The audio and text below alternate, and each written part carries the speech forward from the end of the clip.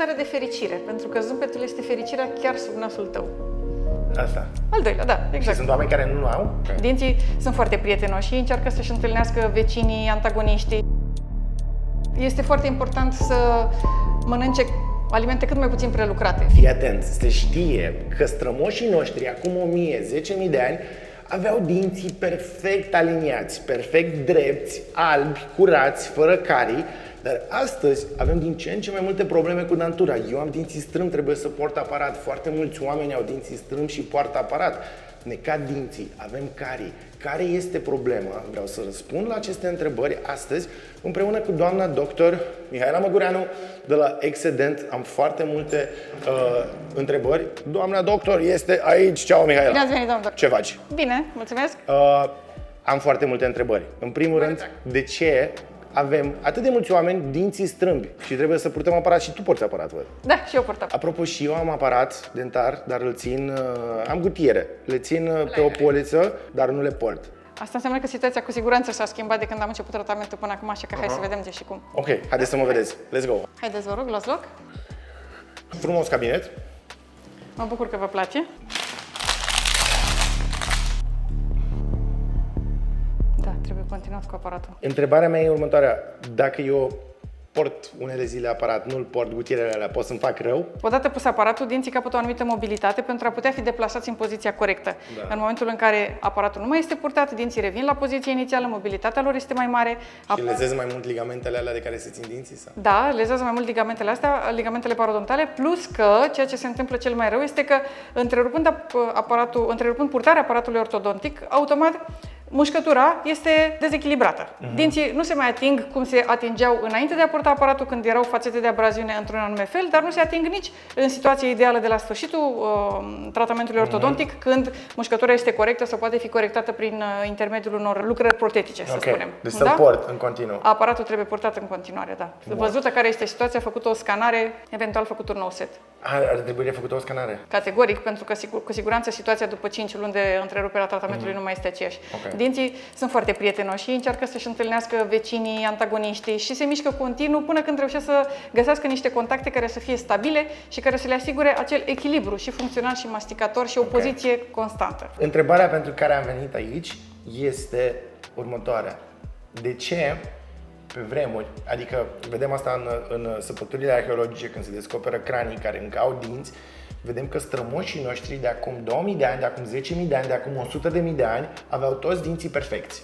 Aveau dinții drepți, aveau toți dinții prezenți, nu erau căzuți, aveau dinți fără carii. În ziua de astăzi, eu aproape că nu cunosc om care să aibă dinți drepți fără să fi purtat aparat înainte. Adică tot ce vedem ca dantură perfectă e clar lucrată la un ortodont. La ortodont, la protetician. De ce totul se rezumă la schimbarea modului de hrană, schimbarea alimentației, pur și simplu. Cu cât alimentația este mai procesată, cu atât nevoia de a face o masticație mai puternică s-a redus. Cu cât mâncăm mai multe alimente moi, mai multe alimente procesate, cu atât nu mai avem nevoie să le mai mestecăm, pentru că digestia se produce mult mai rapid. Și atunci, în cursul evoluției umane, oasele maxilare nu s-au mai dezvoltat. Dacă ele nu s-au mai dezvoltat, automat dinții nu au mai avut loc. Omul modern se preconizează că urmează să dispară molarul de minte, premolarul 2 și incisivul lateral superior. Ăsta este motivul pentru care anumite persoane deja nu mai au molar de minte, deja nu mai au incisiv lateral superior și panodonția de premolar este din ce în ce mai întâlnită. Asta de aici? Da. Asta. Al doilea, da, exact. Și sunt oameni care nu au? Da, destul de mulți și din ce în ce mai mulți. Corpul încearcă să se adapteze la acest nou stil de viață cu hrană mai procesată și automat, da. De ce putem să-i sfătuim pe oameni? Ce ar putea ei să facă ca să totuși să-și dezvolte oasele acestea maxilare corect? Este foarte important să mănânce alimente cât mai puțin prelucrate, legume, fructe, hrană mai tare, semințe, da? Nu neapărat vegan, da? Că se pot mânca diverse, da? Însă este foarte important să aibă o masticație puternică, să aibă niște alimente cât mai puțin procesate, cât mai multe crudități, cât mai multe alimente proaspete, da? Pentru că toate acestea, lăsând la o parte aportul de vitamine, ne asigură și o dezvoltare armonioasă a corpului și un echilibru nutrițional, o sănătate mult mai bună. Dar și dinți drepți, nu? Și dinți drepți. De la ce vârstă ar trebui, să zic, părinții să fie atenți. De la bun început, de când copilul încep să apară dinți, este important să se introducă alimente care pot să fie mestecate. Nu neapărat să fie ținut copilul pe piureuri până la 1 an și jumătate pentru că nu-i plac. Bineînțeles că până în 6 luni de zile copiii sunt învățați să mănânce mai pasat, ca să spun. Însă sunt unii care continuă să mănânce pasat și după ce le ies dinții, pentru că așa s-au învățat și sunt mai leneși. Și atunci mămicile ar trebui să insiste să dea copilului alimente care să poată fi mestecate, pentru că lucrurile astea aduc un plus nutrițional și un plus de sănătate și asigură o dantură mult mai bună. Da, eu de exemplu dacă o să mestec mai mult acum și mai bine și mănânc mai multe legume și fructe, mă ajută la ceva? La dinți în momentul acesta nu, pentru că dinții s-au terminat de format în momentul în care au erupt, da? Singurul lucru din punct de vedere morfologic, ceea ce ne ajută ca și sănătate dentară, ține mai mult de parodonțiu, de igienă, de efectuarea procesului de autocurățire, adică de felul în care alimentația ajută autocurățirea. Toate piureurile și toate cremele și toate înghețatele, toate sosurile, toate rămân pe dinți și necesită un periaj imediat după masă, în timp ce alimentele mai puțin procesate, legume, fructe, da? Semințe, toate acestea ne asigură o autocurățire. Merele, de exemplu, sunt foarte bune pentru autocurățire și asigură o sănătate dentară mult mai bună atât a dinților cât și a parodonțiului. A dinților pentru că se face autocurățire și a parodonțiului pentru că sunt stimulate ligamentele parodontale. Avem un video cu un măr în care muști dintr-un măr și avem un comentariu acolo care îmi spune că eu știam că nu e bine să muști din măr pentru că strici dinții. Chiar este bine să muști din măr, nu e bine să muști din gutuie, din piersică și din alte fructe care pot într-adevăr să-ți strice dinții naturali. Dar din măr chiar este foarte bine. Ok, deci putem să mușcăm liniștiți. Categoric. Nu din piersici. Piersicile în general produc accident. Dumneavoastră sunteți protetician. Ce e asta, protetica în stomatologie? Protetica este vârful piramidei în stomatologie, pentru că oamenii la sfârșit vor să aibă dinți frumoși, albi, drepți, da? Toate lucrurile astea le face protetica. Da. Toate celelalte specialități vin în ajutorul proteticii, pentru că chirurgul înlocuiește dinții lipsă sau îi scoate pe cei care sunt bolnavi, ortodontul aliniază dinții atunci când nu sunt în pozițiile corespunzătoare și creează un teren favorabil, adică o situație clinică favorabilă pentru o lucrare protetică mai bună, da? Parodontologul contribuie la sănătatea gingiilor și aliniază coletele, da? Ne ajută să avem dinți bine implantați și sănătoși. Toți ceilalți lucrează pentru ca la sfârșit să îndeplinim acest obiectiv, adică omul să aibă un zâmbet frumos, să aibă o masticație eficientă, să poată să fie funcțional și să se simtă bine. Ok. Și protetica practic ce Protetica este vârful piramidei. Protetica înlocuiește dinții lipsă și îi corectează pe cei existenți. Și dumneavoastră recomandați fațetele? Este foarte important să punem fațete pentru că, cel puțin după o anumită vârstă, la momentul de față, ca să înțelegem, la momentul de față tratamentul ortodontice nu se mai fac la copii. Nu se mai fac cu aparate mobile, da? În acest moment aparatele ortodontice se pun la adulți sau după 12 ani cu siguranță, da? După 12 ani pentru corectarea anumitor anomalii. Dar se pun și la copii, nu? Adică puteți să le pun și la copii. Nu prea se mai pun. Nu? Modern nu se mai pun sub 12 ani, pentru că ancorajul este mult mai bun. După 12 ani majoritatea dinților sunt erupți.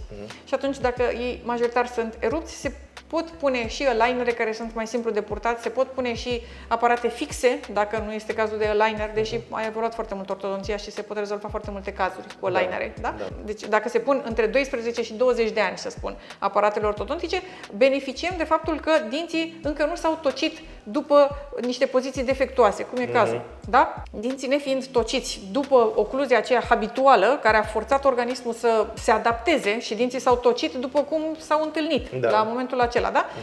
Putem, la sfârșitul tratamentului ortodontic al copilului, să avem dinții frumoși, aliniați, proaspăt erupți și stabili, pentru că nu mai sunt nici molare de minte, da? Și putem să vedem să păstrăm acea poziție în care dinții nu mai au nevoie de nimic. Ei sunt doar aliniați și minunat. În schimb, adulții de ce au nevoie de pentru că adulții au trecut prin etapa în care mușcătura a determinat tocirea dinților neuniform. Și atunci, un dinte este mai strâmb și se tocește mai puțin decât un dinte care a participat la mușcătură și care s-a tocit mai tare. Și atunci, dintele care nu a participat la mușcătură, care a fost în afara planului, este mai rotund, este neabrazat complet și dintele celălalt, fratele lui care a muncit mai din greu, este abrazat. În momentul în care sunt toți aliniați, unul se vede mai lung și, natural, celălalt se vede mai scurt și atunci trebuie să corectezi lucrul acesta. Pentru că dacă aparatul și fațeta te ajută la asta? Fațeta este de asemenea un tratament biologic, ceea ce nu știe multă lume despre fațete, pentru că fațetele sunt de multe ori puse greșit. În sensul că sunt puse pentru a înfrumuseța niște dinți care sunt cariați și pe stânga și pe dreapta, au niște obturații masive și atunci în momentul în care pui fațeta, practic fațeta cade cu tot cu ceea ce este de desubt pentru că nu mai ai dinte. O fațetă pusă pe dinte sănătos îi crește rezistența, îi crește durata de viață, îi crește luminozitatea. De ce? Pentru că fațeta se pune printr-o șlefuire minimă, 0,2-0,4 mm. Smalțul trebuie să rămână aproape integru sub fațetă. Fațetarea este o tehnică aditivă. Nu este o tehnică... Eu asta știam, că totuși șlefuiești dintele, adică îl șlefuiești și da, pierzi. Da, se șlefuiește... Nu, 0,2-0,4. 0 milimetri.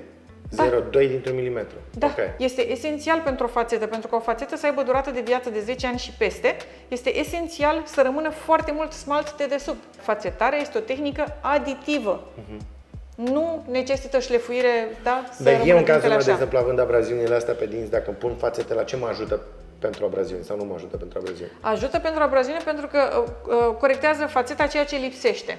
Păi fațeta vine și pe dinte? Vine pe marginea dintelui. Deci fațeta vine pe față și pe muchie incizală, puțin, foarte puțin, și corectează ceea ce lipsește. Da? În momentul în care am adăugat ceea ce lipsește, toți dinții de jos intră în contact uniform. În momentul de față, fiind un dinte mai scurt și un dinte mai lung, dintele care este mai lung participă la mușcătură, dintele celălalt, frumos și aliniat, e în afară. Da? Ce se întâmplă în timp? Dintele care este mai scurt va coborî ca să ajungă și el la lungimea celuilalt. În momentul în care el coboară, gingia cade. Zâmbetul se strică de tot, pentru că zâmbetul este format din estetică albă și estetică roz. Adică trebuie să ne uităm nu doar dinții să fie frumoși, ci și coletele, gingia, să se vadă frumos, să nu se vadă la un dinte mai sus, la un dinte mai jos. Fațeta păstrează rezultatul tratamentului ortodontic, adică coletele sunt toate la același nivel și înlocuiește ceea ce s-a pierdut. Dumneavoastră o să vă puneți fațete când terminați? Categoric, o să se vadă lucrul ăsta, da. Ok. Da. Și ce am observat, eu când, de exemplu, acum de curând am început să simt asta, dacă mănânc o pâine mai tare sau așa, parcă mă dor dinții, dar am o sensibilitate. Da, pentru că cu siguranță după tratamentul ortodontic dinții au rămas în contacte premature. Adică unii se întâlnesc și suportă forțe mai mari decât alții. De asta, nu? Da, și atunci în momentul în care este un aliment mai tare, o coajă de pâine sau exact. Da, dintele care se află în prim contact suportă cea mai mare forță până când dar fațele pentru că sunt dinții tociți, acolo încă nu am sensibilitate, bănuiesc, nu? Și acolo este puțină sensibilitate pentru că s-a pierdut smalțul, da? Deci ce am acum este remediabil să fie ok. Categoric. Și la 60 de ani, 100%. Okay. 100%. Cel mai frumos lucru este că sunt dinții prezenți. Asta este cel mai frumos lucru. Când sunt dinții prezenți. Pentru mine îmi place să patologul să aibă dinte. Da, exact. Adică atâta vreme cât sunt dinții prezenți, totul se poate face, se poate corecta. Okay. Da. În momentul în care sunt lipsuri, tratamentul se mai complică un pic. Okay. De ce este important să avem o ocluzie, adică o mușcătură corectă, dacă poate există vreun mod în care oamenii de acasă își pot da seama uitându-se în oglindă sau mușcând ceva, dacă au o ocluzie cât de cât corectă sau dacă este foarte greșită? Da, este foarte simplu să-ți dai seama dacă ai o ocluzie corectă, pentru că o ocluzie corectă înseamnă de fapt să ai contacte stabile, multiple și simultane. Este foarte simplu. În momentul în care închizi gurița, dinții trebuie să se atingă la același nivel, simultan în ambele părți, adică molarii Când închizi, toți dinții se ating.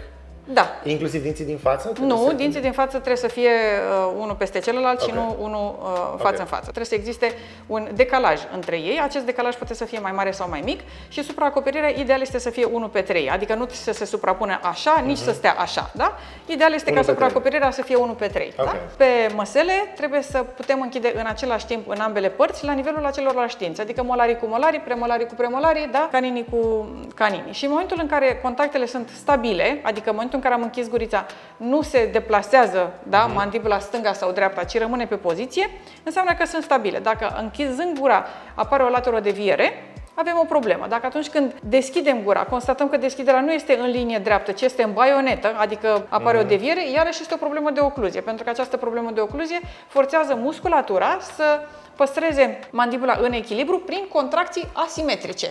Contracțiile fiind asimetrice, apar probleme în articulație și de asta apar salturile articulare. Deci dacă atunci când deschidem gura nu este deschisă în linie dreaptă, ci prin deviere, în mod sigur sunt probleme de ocluzie. Problemele acestea ajung mai departe și în articulație. La mine ați văzut asta? Da. Adică eu când mușc, într-adevăr, Da. Când mușchi se atinge și după aia glisează într-o parte. Da, și când deschide se duce spre stânga. Aha. Bun, deci asta înseamnă ocluzie.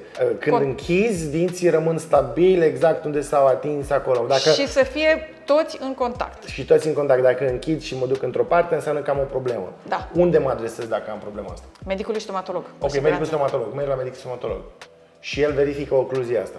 Da? Se Și poate verifica dacă ocluzia. ocluzia nu este corectă, ce se întâmplă după Ce se aceea? întâmplă? Ce facem noi în clinică? Noi facem o scanare, facem o înregistrare cu Mojo și vedem care este dintele acela care atinge primul și care produce devierea. Acel dinte este un dinte aflat în contact prematur. Da? Pentru că acela este primul contact care atinge și după aceea toate celelalte sunt habituale. Adică aceea este ocluzia în care omul, având o traumă ocluzală, da, și un contact prematur, încearcă să ajungă pentru a fi funcțional.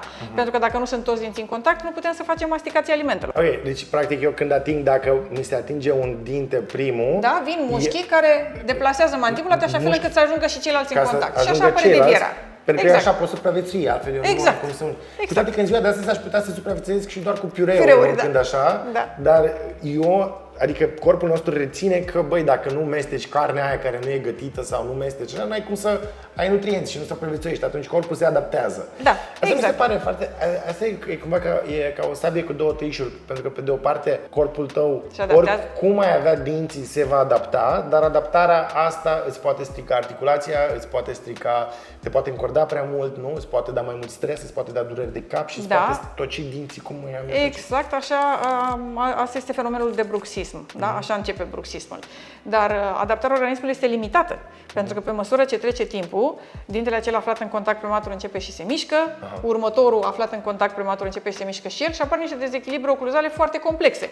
Da? Adică capacitatea de adaptare a organismului este limitată. Tocmai de aceea apar durerile, apar contracțiile musculare, spasmele, problemele în articulație, cracmentele la deschiderea gurii, blocarea articulației, luxarea, deci apar o mulțime de probleme dacă mușcătura nu este corectă. Deci dacă facem așa un rezumat a ce am vorbit până acum, ținând cont de toată alimentația pe care o avem, alimentația pe care o avem în ziua de astăzi, sau faptul că am început să ne gătim lucrurile, că nu trebuie să le mai amestecăm atât de mult, ne-a ajutat să ne dezvoltăm creierul, să avem mai mulți nutrienți, să mâncăm mai puțin, să digerăm mâncarea mai rapid, dar ne împiedică pe partea de dinți. Adică dinții nu-și mai fac treaba cum trebuie și apar aceste ocluzii greșite. Da.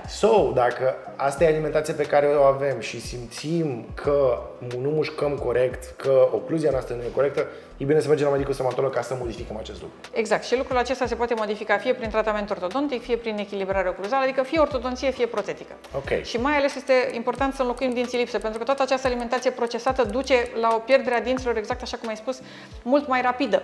Da? Și de ce e important să-mi înlocuiesc un dinte lipsă? Pentru că în momentul în care un dinte este pierdut, vecinii se apleacă sau chiar urcă, coboară ca să înlocuiască acel spațiu, adică să-l reducă. Da? Și atunci ei se spațiază între ei și încearcă să înlocuiască dintele care lipsește prin schimbări de poziție. Acele schimbări de poziție automat dereglează toată mușcătura. Dacă ai un dinte lipsă, ai așteptat mult timp, ceilalți s-au mișcat, există soluția de a-i duce înapoi ca să pui Există soluția de a-i duce înapoi ortodontic. Asta este cea mai modernă opțiune de tratament la acest moment. Mai întâi se aliniază dinții în poziția corectă și apoi se pune implantul. Pe vremuri, dinții care erau aplecați se devitalizau, se șlefuiau, se făcea o lucrare protetică și era o pierdere biologică foarte mare. Este mult mai bine să facem tratament ortodontic înainte, indiferent de vârstă. Noi facem în clinică și la peste 60 de ani. Facem tratament ortodontic și chiar este cu rezultate. Deci asta înseamnă că în momentul în care cineva își pierde un dinte, trebuie să realizeze că el, dacă așteaptă, cu cât așteaptă mai mult, cu atât dinții aia... Imaginați-vă o bancă, stăm înghesuiți pe o bancă. E o bancă în care încap maxim 10 persoane, nu? Da. Și oamenii ăia stau înghesuiți, că trebuie să stea toți pe banca respectivă. Dacă unul se ridică și pleacă, unul din mijloc se ridică și pleacă, ceilalți nu se mai stea înghesuiți. O să zică, băi, avem mai mult loc. Și se vor duce un pic să ocupe locul și vor ocupa acum 9 oameni locul respectiv. Ceea ce e o pierdere biologică și nu e bine. Ocluzia e greșită, totul devine greșit. Totul. Ceea ce putem să facem în ziua de astăzi este că dacă ăla a plecat și nu s-a pus altul în locul lui, oamenii s-au răsfirat pe banca respectivă, vine cineva și îi trage înapoi și zice, haideți, mai mișcați-vă stânga-dreapta ca să mai facem încă un loc. Dar cel mai simplu este să înlocuim dintele cât se poate de repede. Da, în primele 6 luni. În primele 6 luni este ideal. Primele 6 luni. Da. Okay. Dacă am așteptat 5 ani și nu mi-am înlocuit dintele, cam cât durează tratamentul ortodontic să-i pun la loc pe ceilalți? Depinde. Cu tratament cu linere, așa cum se face acum, în 5 luni, 6 maxim. Nu se mai stă 2 ani cum se stătea pe vremuri. Este mult mai simplu. Întrebare. Care sunt soluțiile pentru dintele lipsă? Cu ce poate fi el înlocuit? Două soluții avem. Prima soluție este prin punte. Da? Avem 2 dinți lipsă șlefuim ceilalți 2 dinți și facem o punte. Cealaltă soluție este implantul dentar. Soluția prin punte este o soluție veche, aplicată mult înainte ca implanturile să evolueze așa cum au evoluat acum. La momentul acesta, în momentul în care lipsește un dinte, cea mai bună soluție de tratament este implantul dentar. Dar de ce nu e bine să ai o punte? Pentru că dinții pot fi șlefuiți o dată de 2 ori în viață. Cu cât îi șlefuiești mai devreme, cu atât durata lor de viață ce șlefuim mai exact acolo? Șlefuim, 2 dinți și rezultă 2 bonturi. Aha. Așa arată dintele după șlefuire. Da? Așa ar fi coroana lui. Da. Da? După șlefuire arată așa și se pune punte. Ok, și arată ca niște dinți normali. Arată ca niște dinți normali, albi, frumoși. Și cât rezistă o punte ca asta? O punte poate să reziste în funcție de natura situației dinților stâlpi la momentul șlefuirii, poate să reziste 10 ani, poate și mai mult. Însă dacă dinții sunt deja tratați înainte, deja sunt cu nervi viscoși, deja au pivot, deja au avut carii și obturații mari, durata de viață a punții este mai mică decât a implantului dentar. Care e a doua variantă? A doua variantă este să lăsăm dinții așa cum sunt ei, da? Îi lăsăm așa cum sunt ei și punem un implant dentar, da? Implantul este așa, da? Peste implant se pune un bont și peste bont se pune o coroniță. Și la sfârșit arată la fel, dar e cea mai, să zic, anatomică variantă, nu? Cea mai anatomică variantă și cea mai biologică, pentru că dinții restanți rămân neatinși. Care e, să zic, durata de viață a unui implant? Durata de viață a unui implant dentar este de cel puțin 10 ani dacă este un implant premium. Celelalte, implanturile din gama low cost, de asta sunt și low cost, pentru că nu țin foarte mult. Deci rata de succes a unui implant dentar premium este undeva la 98,7% la 10 ani. Asta înseamnă că după 10 ani doar un implant dintr-o 100 se pierde, celelalte merg înainte. Da? Okay. Ceea ce este foarte, foarte important pentru un pacient tânăr și este cu atât mai important cu cât la un implant premium, la 20 de ani rata de succes este undeva la 85-87%. Adică cu cât pui mai tânăr un implant de calitate mai bună, cu atât posibilitatea, șansa ta ca acel implant să te țină 20 de ani sau 25 este mult mai mare. Dacă atunci când ești tânăr pui un implant mai puțin performant, posibilitatea să-l pierzi mai repede crește. Dar de ce îl pierzi? Ce se întâmplă cu el de fapt? Se pierde din mai multe motive. În general se pierde pentru că se pierde osul din jurul lui, pentru că implantul ca atare nu doare, însă osul din jurul lui se poate pierde din mai multe motive. În primul rând un motiv tehnic, acela că între implant și bontul de deasupra nu există o conexiune foarte fermă și atunci implantul funcționează ca o pompă de microbi. Totul stă în șurub, însă în orificiul implantului se strâng microbi și în momentul în care mestecăm ei se mișcă stânga-dreapta și acei microbi găsesc principala sursă de hrană, osul din jur. Și atunci osul din jur se topește încet, încet. Al doilea motiv pentru care se pierd implanturile este un design mai puțin performant, da? Adică o prelucrare mai puțină a materialului și efectiv un design care nu favorizează apoziția osoasă în jurul implantului. Și după ce, să zicem, dacă în 20 de ani pierzi un implant pentru că s-a resorbit osul, ce face pacientul? Se reconstruiește osul care s-a pierdut. Ce? Că sunt curios. Cu materiale de adiție osoasă, care sunt de asemenea foarte performante. La momentul acesta, materialele de adiție osoasă pot să fie de origine bovină, cele mai frecvent folosite și cu cea mai înaltă integrare, și este os. Da, e os bovin liofilizat. Înainte de să se dea legea transplantului, se folosea os uman. Acela este osul de cea mai bună calitate, os uman liofilizat. Aceea avea integrarea 100%. Însă se folosește mai puțin în ziua de azi, nu se mai importă. Dar se reconstruiește osul, după ce s-a reconstruit osul, se pune un alt implant. De obicei, a doua oară este obligatoriu să pui un implant premium. Sunt implanturi, cum este zimăr trabecular, prin care crește os și care fac corp comun cu organismul și nu se mai pierd niciodată acele implante. Ce tare! Pentru că ai făcut adiție de os, adică trebuie adiție de os ca să facă corp comun cu implantul. Nu, trebuie adiție de os ca să reconstruiești ceea ce s-a pierdut, pentru că un implant, după ce s-a pierdut, lasă o gaură în os. Deci există și implant pe care poți să-l pui din prima care să facă corp comun cu osul și care să nu mai pierde niciodată. Exact. Wow, ce tare! Da, este un implant american. Care e forever, pentru totdeauna. Da, pentru că are o structură de tantal și acea structură de tantal e ca un burete care trage osul înăuntru. Aspiră osul înăuntru. Da? Practic, structura implantului este o structură similară osului și atunci osul crește în interiorul implantului. Numai tipul ăsta de implanturi, nu? Ca să nu mai avem întrebarea asta, cât durează un implant. E forever, gata, l-ai pus, Acela, da, acela este forever. Deci chiar este un implant extraordinar de bun. Întrebare, ce înseamnă dinți fixi într-o zi? Dinți fixi într-o zi este un concept, da, instituit de doctorul Malo. Este un concept care ajută pacienții de peste 60-65 de ani să beneficieze de niște lucrări protetice fixe, într-un timp foarte scurt, adică să nu mai treacă prin etapa de protezare mobilă, să nu mai poartă o proteză mobilă, să nu mai așteptă să se vindece după ce s-au extras ultimii dinți, atunci când aceștia nu mai pot fi recuperați și atunci, practic, schematic se împarte în 3 etape. Se face extracția dinților irecuperabili, se inseră implanturile dentare și se aplică lucrarea protetică. Toate acestea pot fi realizate într-o singură zi, însă ceea ce trebuie să înțeleagă pacienții este că înainte de a ajunge în această etapă, trebuie făcute niște măsurători. Trebuie înregistrați parametrii pacientului. Nu se prezintă la prima ședință în clinică și în prima ședință se face absolut totul. Este necesară un computer tomograf, este necesară o consultație clinică. Toate acestea se efectuează înaintea momentului operator. Se stabilesc niște detalii atât biologice cât și financiare, da? Și intervenția în sine, da, înseamnă dinți fix și într-o zi, dar înaintea acelei zile este multă muncă. Deci se fac niște investigații înainte și după aia procedura e într-o zi. Se fac niște investigații înainte, se face lucrarea protetică înainte de intervenția propriu-zisă, da? Totul este pregătit astfel încât în momentul în care s-au inserat implanturile să fie și lucrarea protetică gata. Și de asta pacientul pleacă cu totul în câteva ore. Doamna Elena, care e experiența noastră cu clinica? E o experiență foarte bună. Întâi a venit soțul meu și mi-a dat curaj să vin. La mine problemele erau foarte mari. Într-o singură ședință mi s-au inserat implanturile. Câte? 7 deodată, 2 sinus lift deodată și totul a fost excelent. A doua zi nu mai aveam absolut nimic. Mi s-a pus proteza provizorie și după care, după 6 luni, s-a pus cea definitivă. Aha. Totul este perfect, m-am simțit perfect și mănânc bine, vorbesc bine și totul este excelent. Cum s-a schimbat viața de când ați avut un zâmbet mai bun? Mai multă încredere în mine.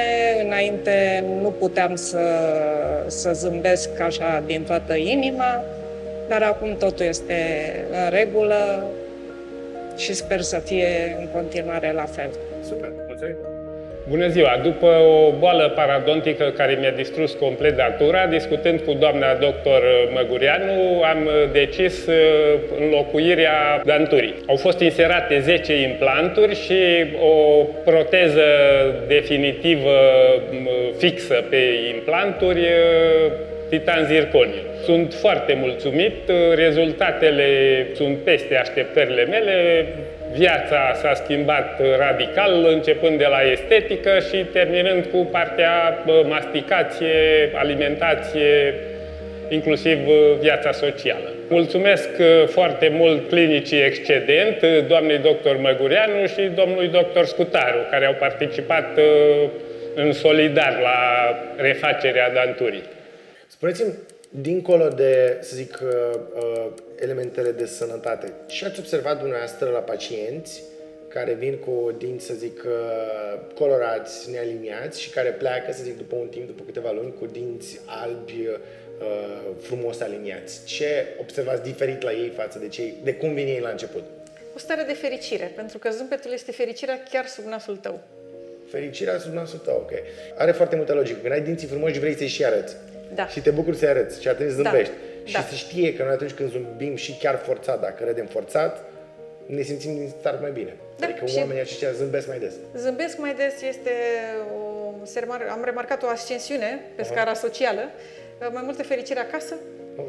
da? Mai multă încredere în ei. Îi ajută un zâmbet sănătos și frumos și aliniat și strălucitor, te ajută foarte mult. Mă, de aștept să am și eu un zâmbet strălucitor și bine aliniat. Chiar o să încep să... Deci mă bucur că am venit aici pentru că o să încep să-mi port din nou aparatul. Îmi fac prescanarea și chiar o să încep să-l port din nou. Păi, mi-ați răspuns la toate întrebările. Știi ce? Ați fi curios să văd clinica dumneavoastră. Sigur, ca să vă arătăm ce putem să facem. Super. Da? Let's go. Hai. Hai să mergem sus? Da. Noi aici suntem la parter. Aici e recepția de la etaj. Ok. Noi avem aici în aviație și etaj și parter și în total sunt 6 cabinete. Din cele 6 cabinete, acesta este cel mai mare și mai frumos. Este cabinetul de chirurgie. Putem să facem și intervenții de implantologie și analgosedare, astfel încât pacientul să nu simte nimic, da? Analgosedare. Analgosedare înseamnă intervenții cu pacientul adormit, da? Adormit, ok, nu anestezie generală, dar Nu. este adormit. Este adormit, nu știe nimic, nu simte nimic. E și un anestezist care îi face, nu? Este și un anestezist și se face cu medic ATI, da? Prin sedare pe venă. Odată pacientul a dormit, practic noi putem să ne desfășurăm foarte bine, fără că el să aibă niciun fel de amintire asupra ceea ce s-a ok, asta e realizat. tare. Da. Deci el adorme și se trezește cu dinții făcuți. El se adorme și se trezește direct cu implanturile instalate și cu totul făcut și asta este foarte important pentru pacienții care sunt fricoși. Da? Cu cât pacientul este mai fricos, cu atât analgosedarea aduce un beneficiu în tratament. Mamă, asta e super tare, pentru că eu sunt super fricos și, de exemplu, nu închipuiam cum naibii mai face ceva un implant. Eu când aud doar freza pe care îmi vine să le șil, de exemplu. Nu este cazul, deci nu doare nimic, nu își amintește nimic pacientul, este totul făcut cât se poate de simplu și ușor. Și lucrul ăsta aduce un mare beneficiu și pentru ei și pentru cei care au reflexe de vom exagerate, adică chiar este un plus în analgosedarea. Pacientul păstrându-și reflexele. Adică cât durează în medie un implant? Cât durează?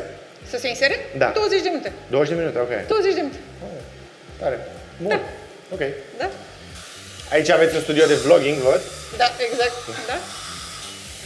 Aici Bună este ziua. cabinet de protetică, doamna doctor Velicu. Salut. Da? Ok, asta e cabinet de protetică. Protetică. Ok, Da? bine.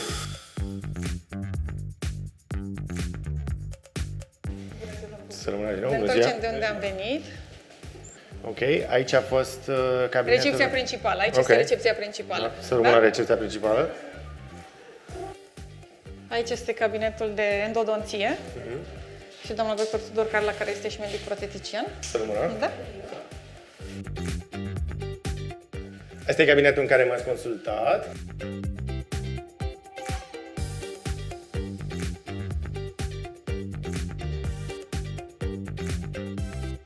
Aici este un alt cabinet de stomatologie generală și parodontologie și doamna doctor Raluca Coro și o să vă facă igienizare. Yes, de-abia aștept, pentru că l-am făcut ultima igienizare acum 6 luni și odată la 6 luni se recomandă, Și nu? ne facem și cu laserul în plus. Și cu laserul. Și cu laserul, da. Sunteți cu laserul. Eu sunt Mihai. Raluca Coro. Let's go. Bine, mulțumesc foarte mult pentru toate explicațiile și pentru vizita în Și eu vă clinică. mulțumesc foarte mult. Doare? Și vă mai așteptăm. Mulțumim. Ce se întâmplă e că puțin vibrează. Ok. Pentru că detartrajul este filtrat sunete, Da. vibrează puțin pe dinte. Dar el nu afectează cu nimic structurale. Ok. Noi la igienizarea completă facem detartraj, feriaj profesional și după aceea un nerv sau cu bicarbonat de soda. Good. Ok. Păi vreau să le mulțumesc oamenilor că ne-au urmărit până acum, că au fost interesați de acest subiect. Nu uitați să vă faceți detartrajul o dată la 6 luni, așa se face, pentru că tartrumul ăla, o să își arăt, o să punem niște animații. Tartrumul ăla e ca o piatră care se depune, e o piatră formată din bacterii care se depune sus acolo și n-ai cum să-l peri cu altceva, corect? Nu numai sus, că el dacă stă, intră și sub gingie și începe să mănânce gingia și osul și nu ne ajută cu nimic. Ok, deci nu uitați de asta, mulțumim că ne-ați urmărit și dacă aveți întrebări, lăsați-le jos în comentarii. Ciao!